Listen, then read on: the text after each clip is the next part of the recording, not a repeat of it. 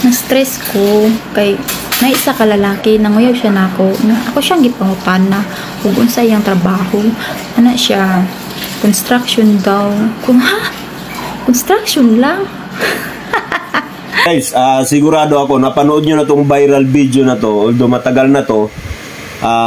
Sigurado akong napanood nyo na tong video na to about dun sa babae na talagang di ko alam kung anong klaseng pang-aapak niya sa kapwa-tao ng mga katulad nating mga construction worker na talagang nilalait niya ng husto.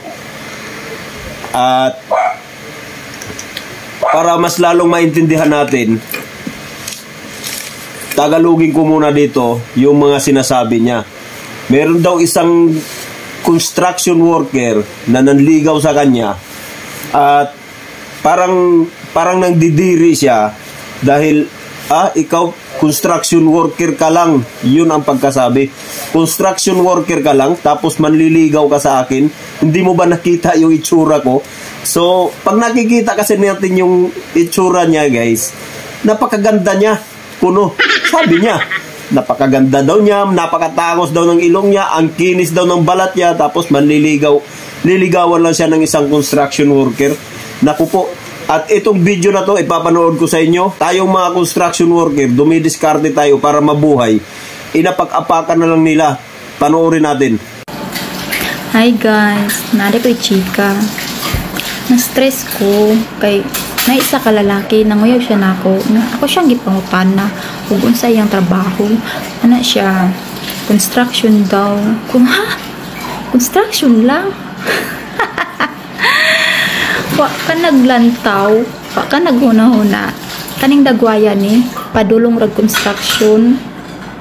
Hoy, mga construction paminaw. Kabalo mo nga akong ginapili.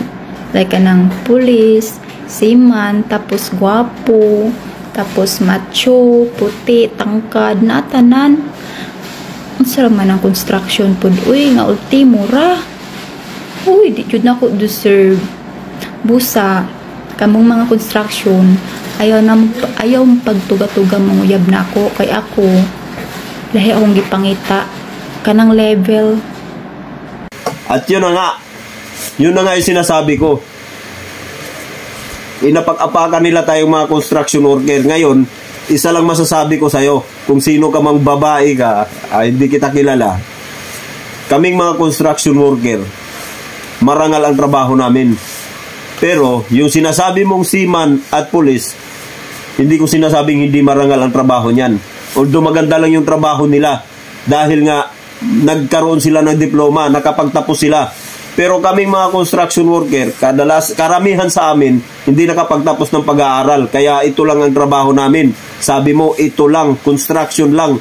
Pero, sasabihin ko sa iyo, alam mo ba, sa totoong buhay, ang construction na minamaliit mo, o inapak-apakan mo, nandyan ang maraming pera sa construction. Para lang sa kaalaman mo, ha? Nandyan ang maraming pera. Itaga mo sa utak mo yan. Nandyan ang maraming pera sa construction. Kaya sana magbago yung utak mo. Sana magbago yung pananaw mo sa mga taong nagko-construction. Medyo mahirap nga yung trabaho namin. Kami nga, bumubuhay nga kami ng 3 asawa eh. Nag-react yung asawa mo. Kayo pa kaya?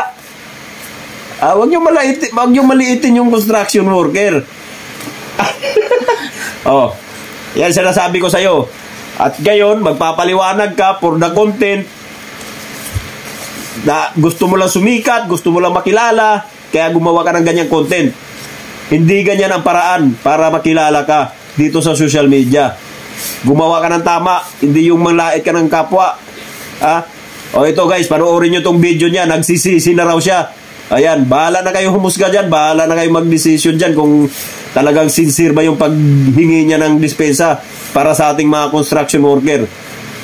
So, kaway-kaway dyan sa mga construction worker. Mangayo po. Pasaylo, unta. Unta, matagaan po yung chance. Kung ano na, istorya na ko to. Actually, for the content lang to siya. wala man jay, walay construction nga nanguyag sa ako bali, kuan ra siya. Content lang gid nako to. Wala po ko na down nga, ma-viral siya. Sorry kayo sa mga construction na akong down. Kabalo ko nga, tarong inyo ang trabaho. Gidaot lang nako sa mali nga paraan para lang maka-views. Ako pobre jud ko kaayo. Ang nag-decide ko nga kung abroad naganapan kong nagian.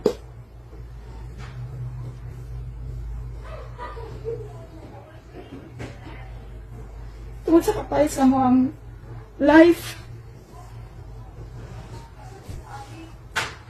Ang tagaan jud ko ninyong chance.